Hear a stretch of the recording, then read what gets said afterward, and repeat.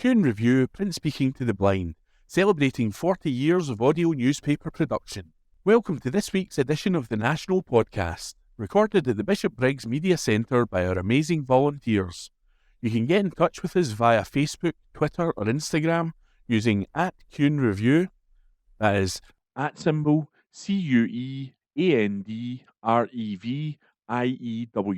You can also contact us directly by emailing information@kuhnreview.com. That is INFORMATION@CuandReview.com, or by calling 0141 772 3976.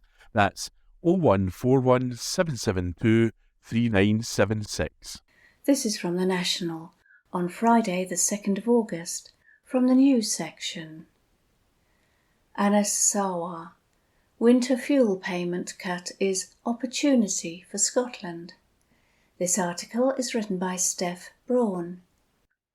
The Scottish Government should explore making its version of the winter fuel payment more targeted, the leader of Scottish Labour has said. This week, Chancellor Rachel Reeves announced the benefit would move from being universal to being means-tested, sparking outrage north of the border about a potential £160 million funding gap. As part of the process of devolving social security, the Scottish Government is due to take control of the benefit this winter. Ministers have said the universality of the payment, which could be worth as much as £300 for pensioners, cannot be guaranteed. But Scottish Labour leader Anasawa said the announcement from the Chancellor presents an opportunity for the benefit in Scotland. Speaking to journalists on a visit to a community project in Glasgow, he said, "This is a new devolved benefit that's going to come to Scotland this year now that the winter fuel payment is going to be devolved. We have an opportunity to do that in a more progressive, fair way, and I think the Scottish Government should take that opportunity.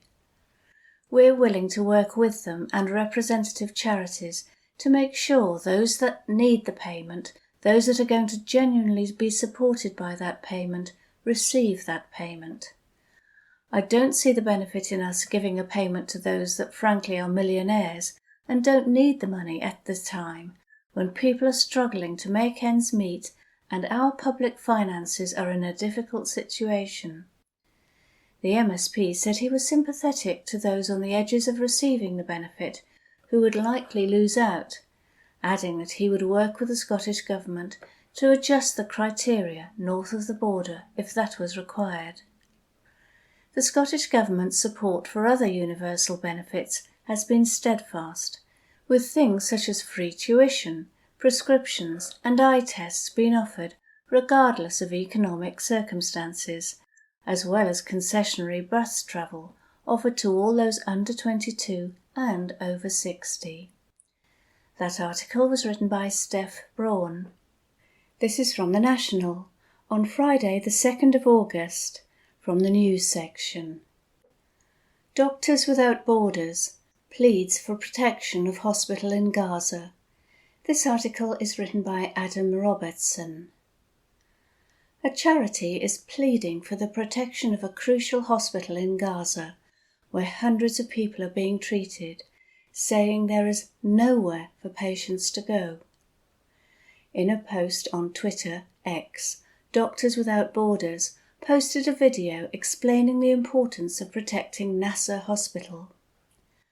Hospitals have been targeted since Israel's bombardment of Gaza started in October, with the Al-Alhi Hospital previously being hit in a strike, while it was packed with wounded and those seeking shelter. In the video, Yavid Abdelmonem, with the charity's medical team, said, "What's clear is that there is nowhere for these patients to go. If Nasser has to be evacuated, there will be no more oxygen manufacture and no more sterile equipment sterilization left in Gaza. There is nowhere left after Nasser. It is the end of the line. There is nowhere else to go if Nasser has to close." He also said that any more mass casualties would result in patients being discharged earlier than they should be. Meanwhile, the Israeli military said on Thursday that it has confirmed the head of the Hamas military wing, Mohammed Deif, was killed in an airstrike in Gaza in July. Israel targeted Deif in a strike on July the 13th that hit a compound on the outskirts of the southern Gaza city of Han Yunis, but there had been no immediate confirmation that he was killed. More than 90 other people, including displaced civilians in nearby tents, were killed in the strike, Gaza health officials said at the time. In a statement on Thursday, the Israeli military said that following an intelligence assessment, it can be confirmed that Mohammed Deif was eliminated in the strike. The confirmation comes a day after an apparent Israeli airstrike in Tehran killed Hamas's top political leader, Ismail Haniyeh. Israel has not confirmed or denied being behind the attack, although Iran has vowed retaliation. Following the Hamas-led attack in southern Israel on October the 7th, the Israeli bombardment of Gaza has resulted in the death of more than 39,000 Palestinians. That article was written by Adam Robertson. This is from The National, on Friday the 2nd of August, from the Culture section. Highlands. Tourists warned ahead of peak midge season. This article is written by Lucy Jackson. Scots have been warned to brace for Midgegeddon, as the swarming insects are expected to reach peak nuisance levels. According to the Scottish Midge forecast, northwest Scotland, including tourist hotspots Glencoe and Fort William, will endure peak midge season over the next few days. Anyone travelling to northwest Scotland has been advised to take precautions to protect themselves from midge swarms. Outdoor educational charity Outward Bound have put together a list of top tips for dealing with midge season, including to keep moving and stay out of the shade. The charity also advised people to invest in a midge net, which you can drape over a hat, and to invest in an anti-midge spray. Outward Bound spokesperson James Ferguson said, "We are painfully aware of what a nuisance midges can be, and also the difference that a little bit of preparation can make when it comes to keeping the insects away." With midge levels forecast to reach Midgegeddon levels in some places this week, anyone planning to venture into the glens would be wise to take precautions. People say there is no getting away from midges at this time of year, but that's not exactly true. If you keep walking, the tiny insects struggle to keep up, and you will suffer less. Ferguson added, "If you do have to stop, try to wait until there's a bit of a breeze. Even light breezes are enough to put midges off. And try to stay in the sun. Midges are creatures of the shade." That article was written by Lucy Jackson. This is from The National, on Friday the 2nd of August, from the Culture section. Luxury Scottish hotel named as one of Europe's best in Travel Guide. This article is written by Adam Robertson. A luxury Scottish hotel has been named as one of the best in Europe in a travel guide. The 5-star Gleneagles Hotel was described as having a great Gatsby-esque atmosphere, which allowed guests to experience the best of Scotland's rugged natural beauty. Experts with Enjoy Travel had the hotel in 10th place on a list of the 50 best hotels in Europe for 2024. It was the only hotel in Scotland to feature on the list, with the travel guide pointing to the double Michelin-starred restaurant, as well as other activities, including mountain biking and horseback riding, as reasons people should visit. After all that adventure, guests can unwind in the award-winning spa, or with a game on one of the 3 championship golf courses, it added. According to Enjoy Travel, the price per night starts from around £292. Elsewhere on the list, the Hôtel de Crillon in Paris was named as the best hotel in Europe, while the Four Seasons in Florence and the Belmond Hotel Cipriani in Venice came in second and third respectively. It's not the first time Gleneagles has picked up high praise, having previously been named one of the world's 50 best hotels at an awards ceremony last year. That article was written by Adam Robertson. This is from The National, on Friday the 2nd of August, from the news section. New bus service launched, linking Dunfermline with Stirling. This article is written by Alexandra Baff. Stagecoach has launched a new service connecting Dunfermline with Stirling. It started on Monday, and the X22 service calls at Oakley, Blair Hall and Alloa, and will provide journeys up to every hour, 7 days a week. The new bus service will enable students attending the University of Stirling to connect with Midland Bluebird's Unilink service at Stirling bus station. There have been calls for a better service between Dunfermline and Stirling for years, and in February data suggested up to 400 students would use this bus. Douglas Robertson, Managing Director of Stagecoach East Scotland, said, "Service X22 offers new and improved travel opportunities for commuters, students and leisure travellers between Dunfermline, West Fife and Stirling, including travel to Springcurse Retail Park, up to every hour. We look forward to seeing customers benefit from low-cost tickets, improved journey times and increased frequencies in the area. A new ticket has also been introduced which will offer those travelling between Alloa and Stirling a return journey for £5.50. This can be purchased on board the X22 for return travel on the same day." That article was written by Alexandra Baff. From The National, Sunday the 4th of August, from the news section. Dozens arrested as far-right disorder continues in English cities. Report by Ross Hunter. Dozens of arrests were made following scenes of disorder in England and Northern Ireland on Saturday, with police warning that further violence is likely in coming days. Multiple towns and cities saw clashes between far-right, anti-immigration demonstrators and counter-protesters, with police officers attacked and injured and many more arrests promised. The string of violent incidents over the past few days began on Tuesday in Southport after 3 girls were killed in a knife attack at a Taylor Swift-themed holiday club. Home Secretary Yvette Cooper said people involved in the clashes will pay the price and that criminal violence and disorder has no place on Britain's streets. Prime Minister Keir Starmer said the police have his full support to take action against extremists attempting to sow hate by intimidating communities, as he held emergency talks with ministers over the unrest in parts of England. The far right has drawn condemnation from MPs across the political spectrum after disorder in London, Manchester, Southport and Hartlepool came before Saturday's violence.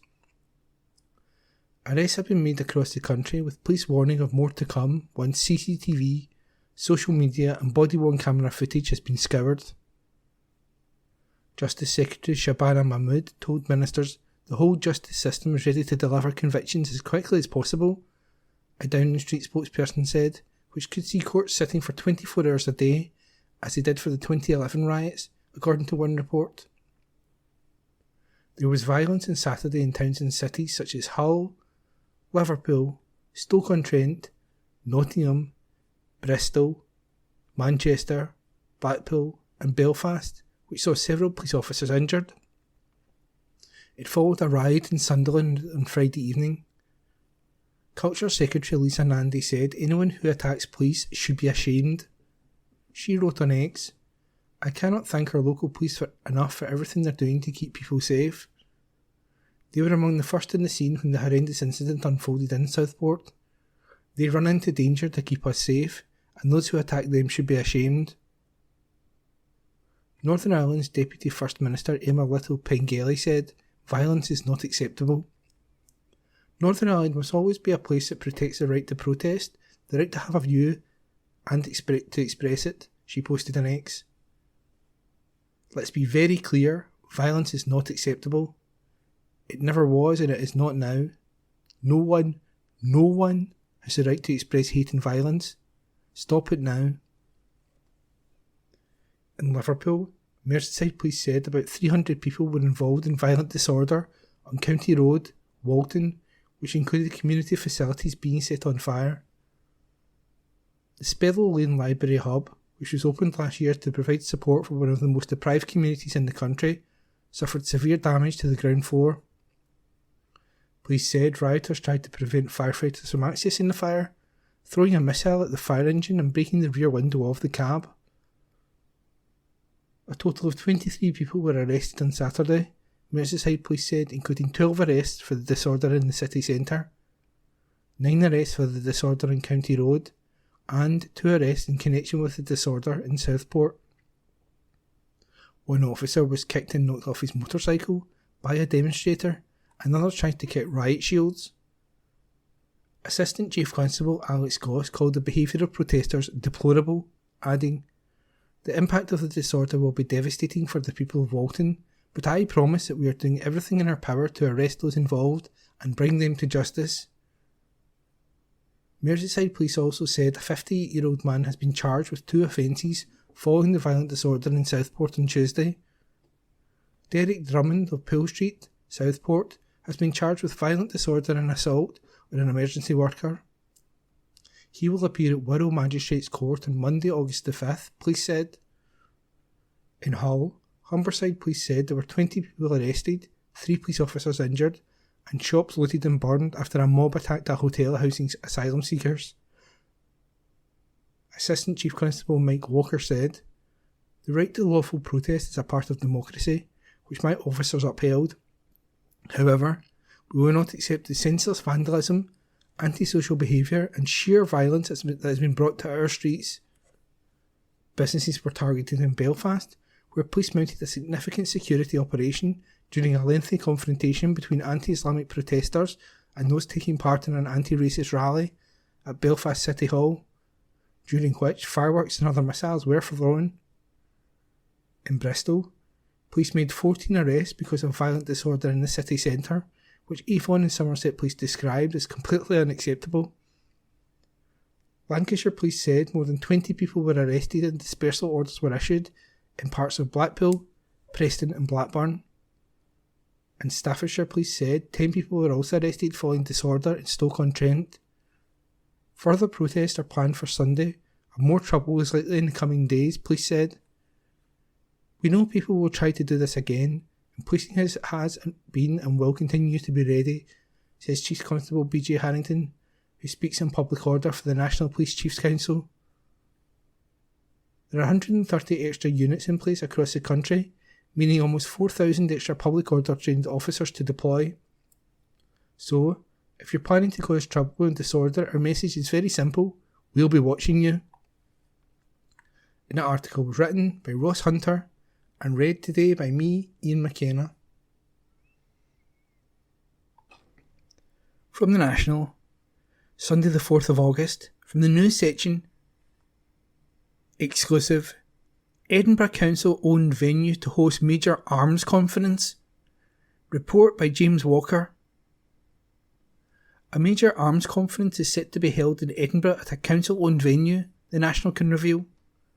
The SPIE Defence and Security Conference will see engineers and international arms industry leaders descend on the Scottish capital between September the 16th and 19th for the event at the Edinburgh International Conference Centre, EICC. The event describes itself as the premier European conference in the field of sensors and photonics used for military and counter-terrorism purposes, which includes infrared weapon sights, laser targeting systems and surveillance and reconnaissance technology. The main event sponsors is arms firm Leonardo, whose factory in the Scottish capital has consistently been targeted by protesters due to the firm's continued arms sales to Israel. This includes laser targeting systems being used on F-35 fighter jets used by the Israeli Defense Force in Gaza, with military spokesperson Daniel Hagari confirming last year in a briefing. F-35 jets strike terror targets and assist ground forces in very close proximity strikes. Leonardo also produces military radars for Israel and is part of the Eurofighter consortium, whose fighter jets are being used by Saudi forces in Yemen. A number of other arms firms are also exhibiting at the conference, including Thales, the world's 17th largest arms company with a £7.4 billion in arms sales in 2024. Thales produces the Watchkeeper drone for the UK MOD via a joint venture with the major Israeli arms firm, Elbit Systems. While the EICC is run autonomously, the company is ultimately owned by the Labour-controlled Edinburgh Council, leading to criticism from local MSP and Scottish Greens co-leader Lorna Slater. Leonardo has profited from arming and supporting some of the most abusive regimes and dictatorships in the world, she said. They are the very last people who should be getting promoted in a council venue. Slater added, there is a role for all levels of government if we are to build a safer and more peaceful future. Even at the late stage, Edinburgh City Council needs to ask itself if this event is compatible with its values and if it is right to host companies like Leonardo who are complicit in selling violence around the world. It also comes after the Edinburgh Council brought in a new policy in May that meant arms manufacturers and fossil fuel companies will no longer be able to advertise on council-owned assets or offer sponsorship for events in Edinburgh. The policy will apply to property and assets used or contracted out by the council, such as bus stops across the city. However, it technically does not apply to arm's-length organisations such as Lothian Buses or the Edinburgh International Conference Centre, although they can voluntarily do so. Scottish Greens councillor Ben Parker, who made the original call for divestment, told the Sunday National that the hosting of events such as SPIE Defence and Security at EICC is entirely inconsistent with the Council's statement supporting a ceasefire in Gaza. We say that we need to be doing everything we can to put pressure on Israel to stop the war and to stop the bombing of Palestinians, he explained. But, at the same time, we're happy to take money and host organisations that are absolutely involved in that terrible activity. Parker also highlighted the EICC's mission statement on its website. It reads, "Ideas worth spreading aligns perfectly with the mission of the EICC to create an environment which inspires ideas that change the world." Parker asked, is that the kind of changes that we want to see in the world? The horrific bombardment of innocent Palestinians through weapon systems? We've raised concerns in the past in terms of the EICC holding conferences, Parker added. And it's also something we've had lots of members of the public get in contact with us about as well. We've raised it with the council leader before. We've raised it with senior officers. The councillor said that there is an ongoing conversation at Edinburgh Council surrounding the appropriate governance surrounding these organisations and whether compliance with their advertising and sponsorship policy should be baked within it instead of being voluntary. With EICC hosting this event, it looks like they're not going to be voluntarily complying, Parker said. And, of course, I think there are legitimate business reasons not to go ahead with these sorts of events.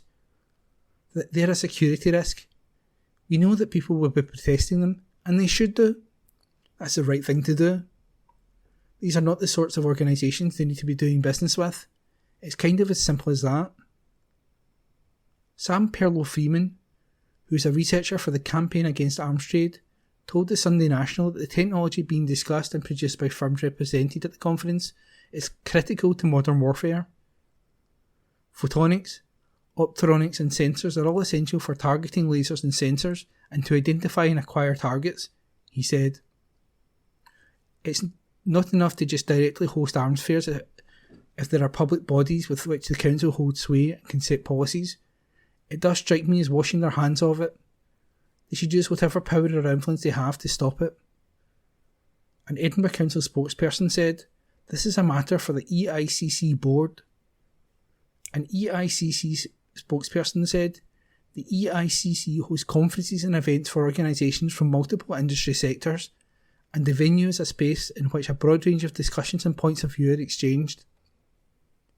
We appreciate that some subject matters will be contentious to certain groups and individuals, and we are always vigilant to ensure that there are no breaches of legality around any events held at the venue. Leonardo and SPIE have been approached for comment. And the article was an exclusive by James Walker.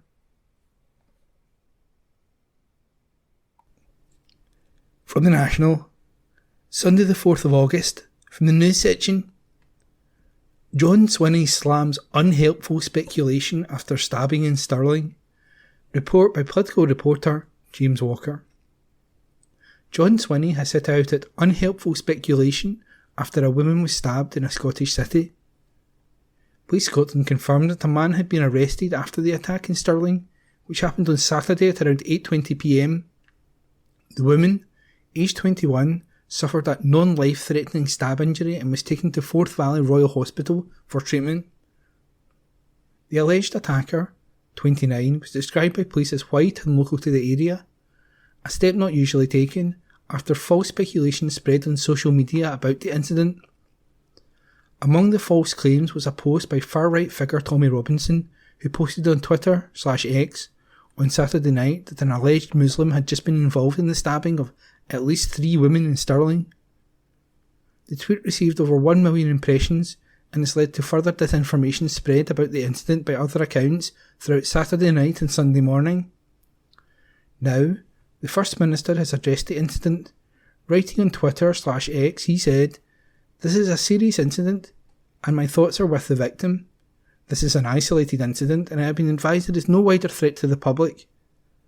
I would encourage everyone to refrain from unhelpful speculation on social media." The post by Robinson and subsequent spread of false information comes as dozens of arrests were made following scenes of disorder in England and Northern Ireland on Saturday, with police warning that further violence is likely in the coming days. Multiple towns and cities saw clashes between far-right, anti-immigration demonstrators and counter-protesters, with police officers attacked and injured and many more arrests promised. The string of violent incidents over the past 2 days began on Tuesday in Southport after 3 girls were killed in a knife attack at a Taylor Swift-themed holiday club. This led to a similar spread of far-right disinformation and a riot that injured 53 police officers. And that report was by James Walker. From the National, Sunday the 4th of August, from the news section. Burden helps save Scottish Islands pharmacy amid housing crisis. Article by Nan Spowert. An island pharmacist has been saved from homelessness through an innovative means of retaining property in the affordable housing market. Julie Walker, Mull's only pharmacist, sold her business and left the island, but the sale fell through and she had to return to Mull to continue the business, but found herself homeless. However, thanks to the generosity of a local doctor, Jennifer Jack, who had been left a surplus property after the death of her mother, the future of both the pharmacist and her Tobermory pharmacy has been secured. The development came about through the use of the Rural Housing Burden by Mull and Iona Community Trust, MICT.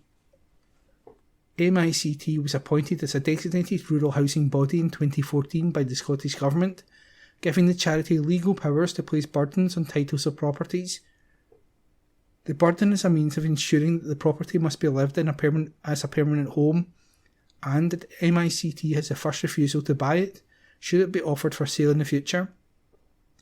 The preemptive right of purchase remains with the title of a property in perpetuity, which will ensure that the property will never become a second home or short-term holiday let.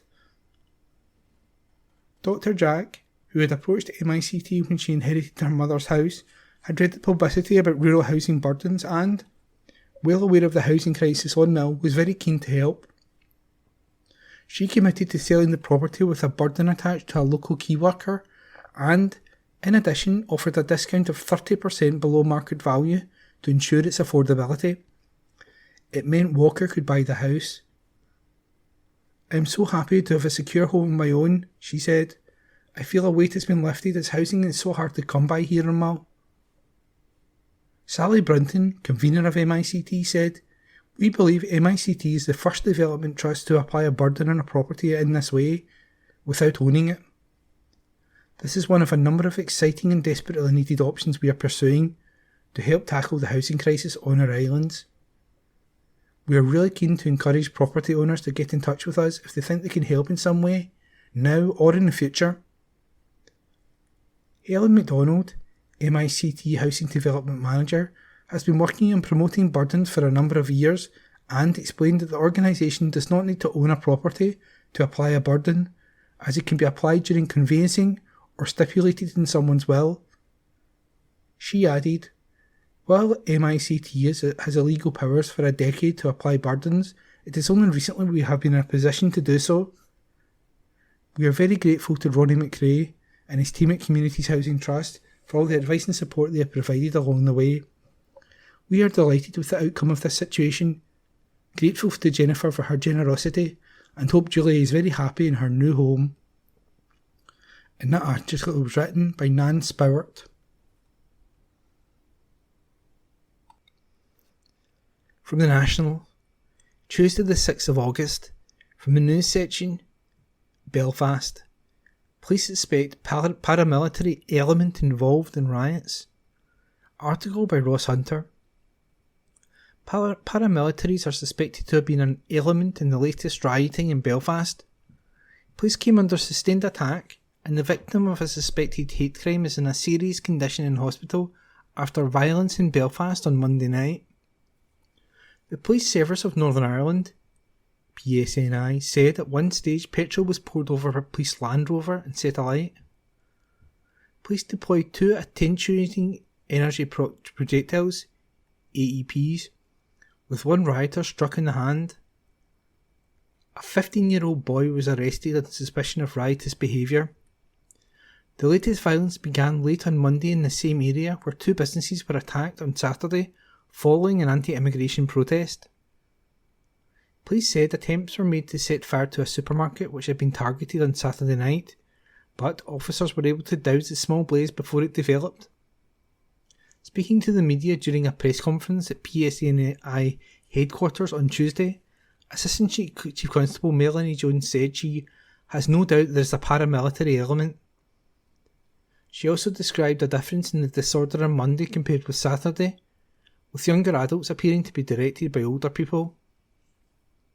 "We have an open mind as to who is orchestrating and organising this," she said. "What we saw last night we feel was different from what we saw on Saturday. On Saturday, we saw mainly older adult people who became involved in disorder.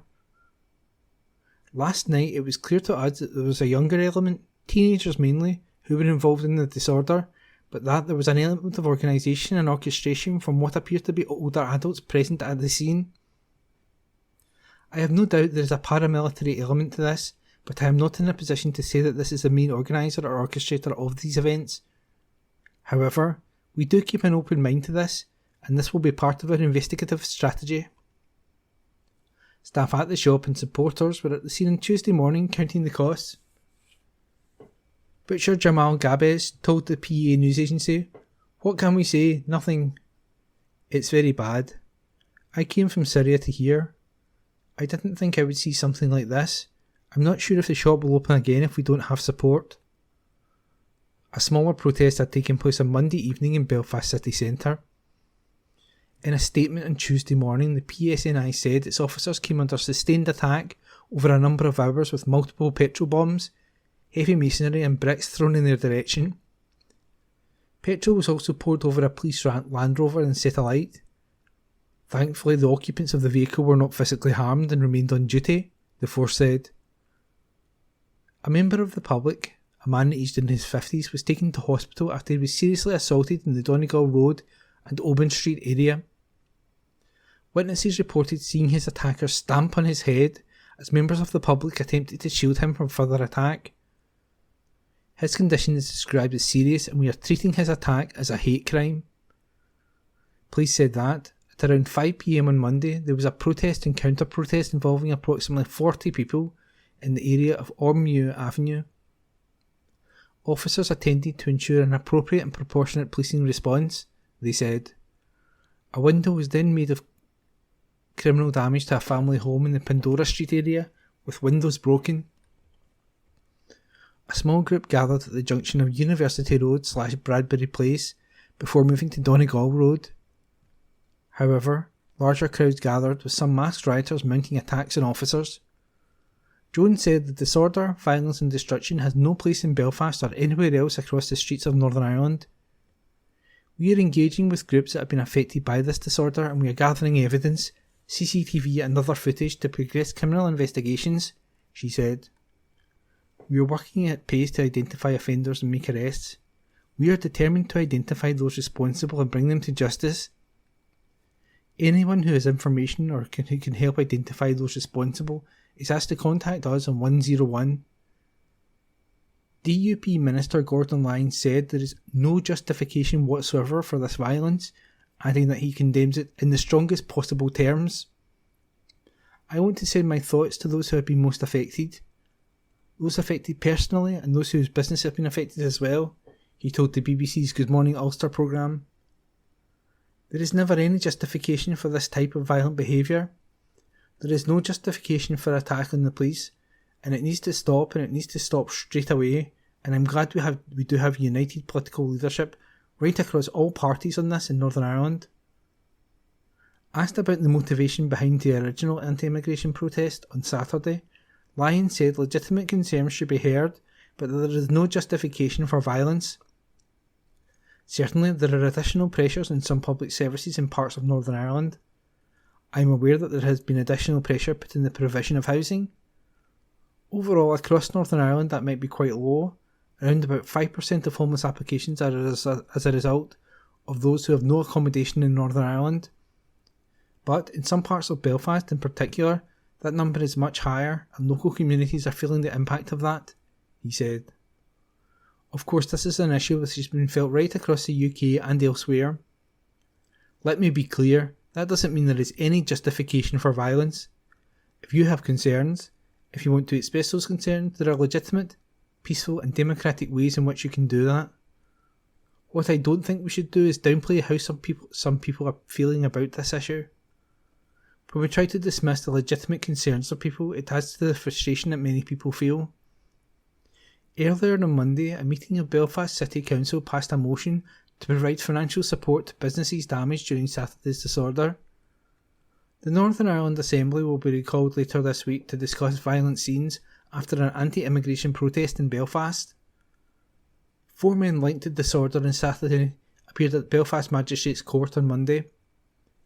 The court heard that police believe more violence linked to planned anti-immigration protests is likely in Belfast in the coming days. A judge described scenes of disorder in the city at the weekend as absolutely disgraceful, as he refused bail to the 4 men. And the article was written by Ross Hunter.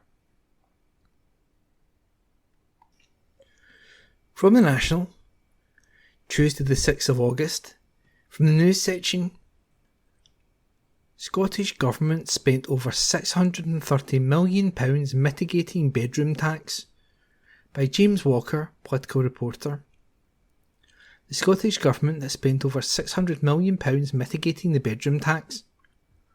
Also called the spare room subsidy, the policy was brought in by the Tory government in 2013, which means that those who have 1 spare bedroom in their home have a 14% reduction in their benefits, while those who have got 2 get 25% less. Now, a Freedom of Information request has revealed that a total of £618 million has been spent by the Scottish Government on discretionary housing payments since 2013. A payment from Scottish councils to help Scots with renting and housing costs, and a further £12 million to help local authorities with administration costs. The yearly cost to mitigate the policy has consistently increased since 2017, when Holyrood was granted further powers to mitigate its effects. Ministers feared at the time that not doing so would lead to widespread evictions and a surge in homelessness. In 2024-2025, the amount hit a record high with a yearly spend of £76 million. The SNP have consistently called for the policy to be scrapped alongside the 2-child benefit cap. The Scottish Housing Minister Paul McClelland told the Sunday Mail last month that the policy should be scrapped by Keir Starmer, whose Labour government has so far refused to do so. We want to work with the UK government to drive forward the action needed to end child poverty once and for all. However, decades of Tory austerity and welfare cuts mean that the Scottish Government has been working with one hand tied behind her back, he said. Over the past 2 years alone, the Scottish Government has committed almost £14 million to mitigating the benefit cap as fully as we can within our powers, helping to support around 2,300 families. And this year, more than £70 million will be spent mitigating the bedroom tax, helping over 92,000 households in Scotland sustain their tenancies. We also continue to protect investment in the Scottish Welfare Fund at £41 million to support those most in need. That is money which could have been spent on services like health, education, transport, or in further ambitious anti-poverty measures. We continue to call on the UK Government to lift the benefit cap and bedroom tax to benefit those on low incomes in Scotland. An article was written by James Walker and read by me, Ian McKenna. From the National, Tuesday the 6th of August. From the news section, Scottish Greens call for nuclear weapons ban on Hiroshima anniversary, by Alistair Ferguson. The Scottish Greens have urged the UK government to scrap nuclear weapons and invest in tackling poverty and the climate crisis on the anniversary of the first atomic bomb dropped on a Japanese city. Co-leader of the party, Patrick Harvey, has called for a commitment to the Treaty on the Prohibition of Nuclear Weapons, TPNW, on the 79th anniversary of the nuclear bombing of Hiroshima. Both Hiroshima and Nagasaki were bombed during the Second World War, where an estimated 200,000 people were believed to have been killed, as both cities were almost completely destroyed. Harvey has urged Keir Starmer to commit to scrapping morally obscene nuclear weapons, which are based in Scotland, and invest arms funding into tackling social and environmental issues. He said, "The bombing of Hiroshima and Nagasaki were amongst the most appalling and inhumane atrocities ever committed. There can never be any justification for such indiscriminate mass killing or the long and brutal legacy that they left behind.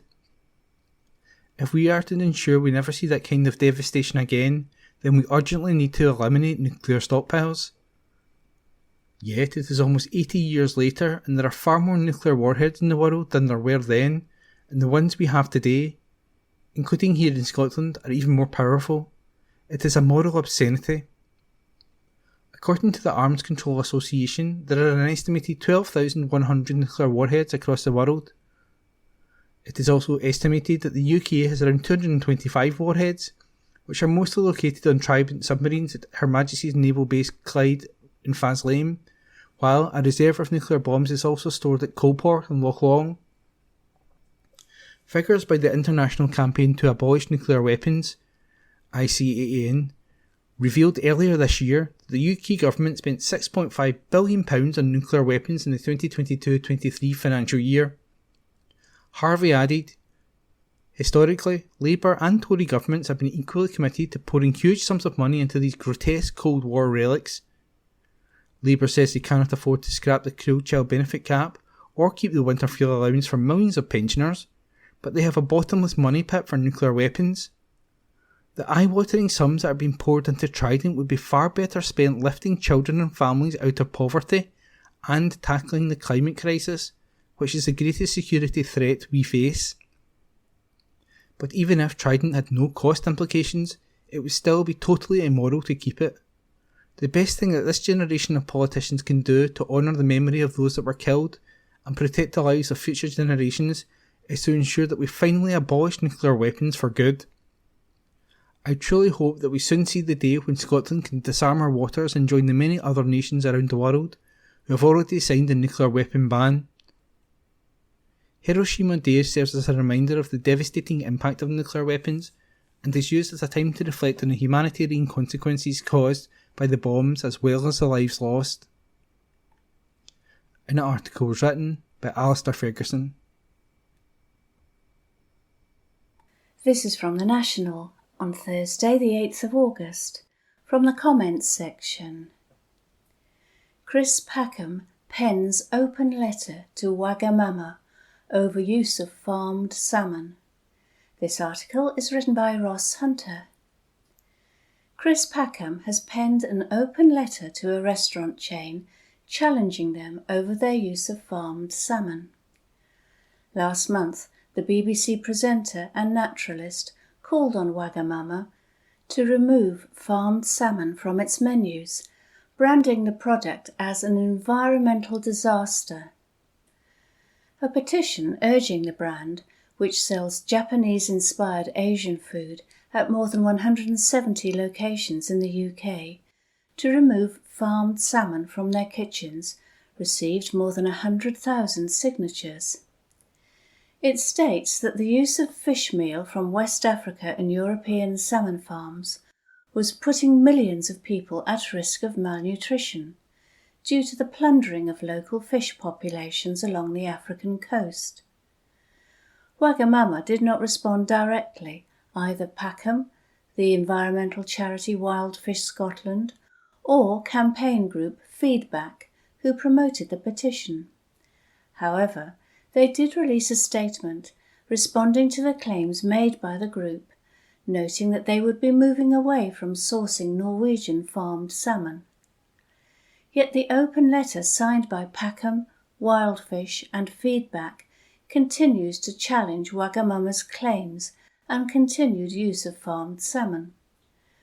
We are relieved to hear that you will be moving away from sourcing Norwegian salmon, given the industry's clear reliance on fish meal and fish oil sourced from West Africa and other vulnerable fisheries, it read.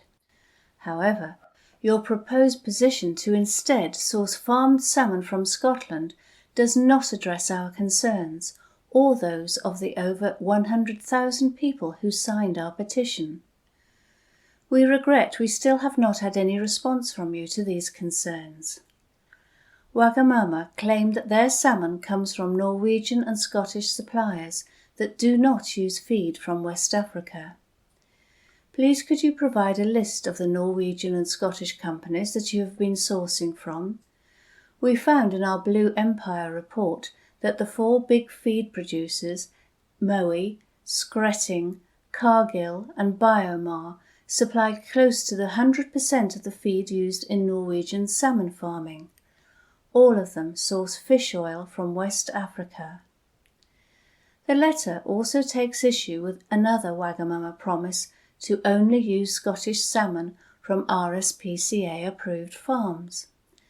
The vast majority of Scottish salmon farming is RSPCA-approved, yet there are many welfare and wider issues still endemic to Scottish salmon farming, it states.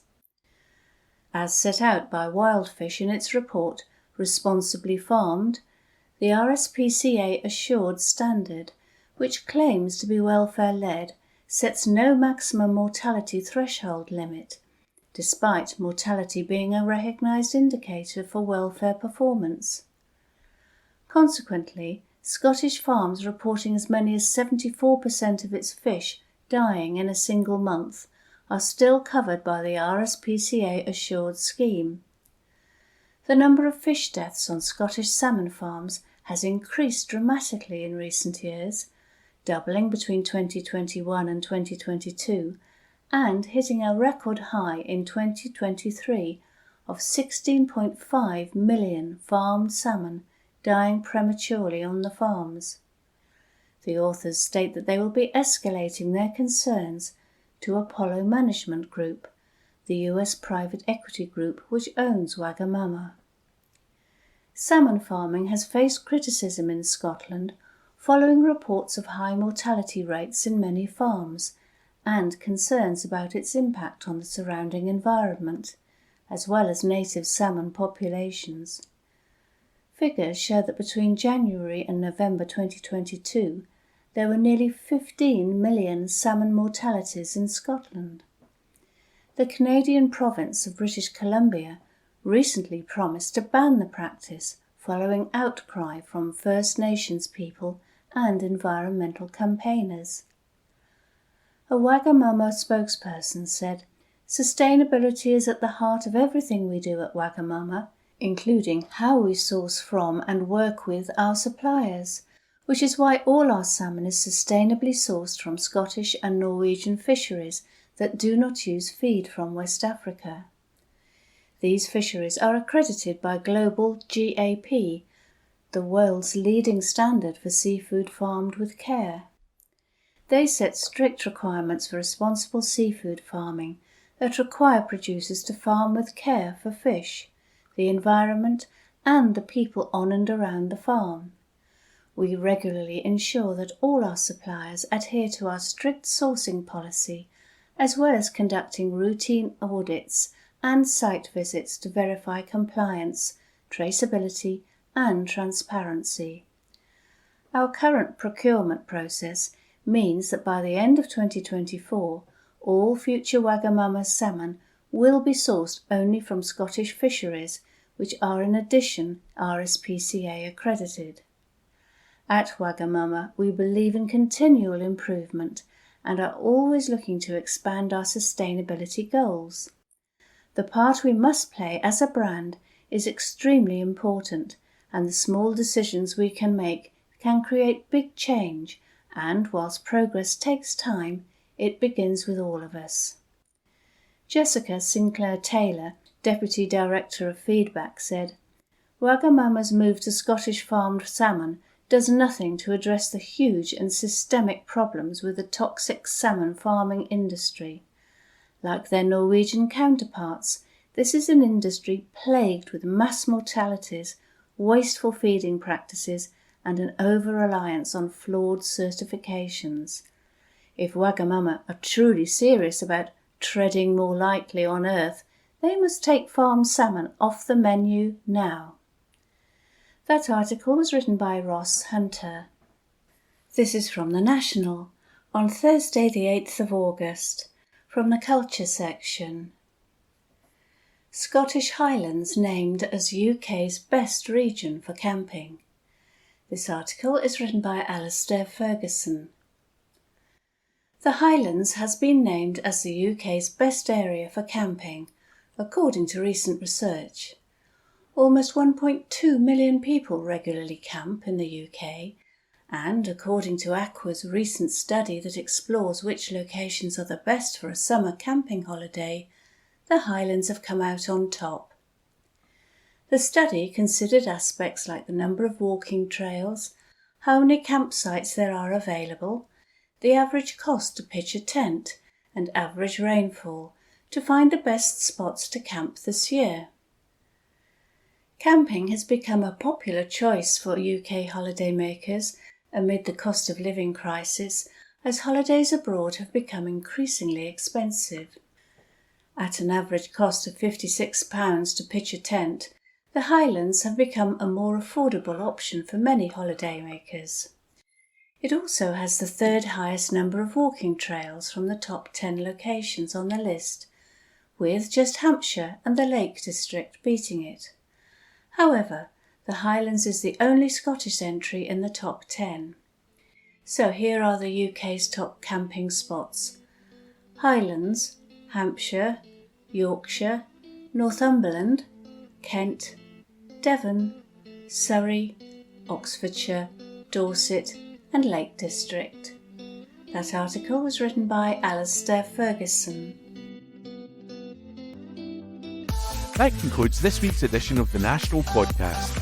Please remember to subscribe to our channels at Tune Review and to tell your friends about our service.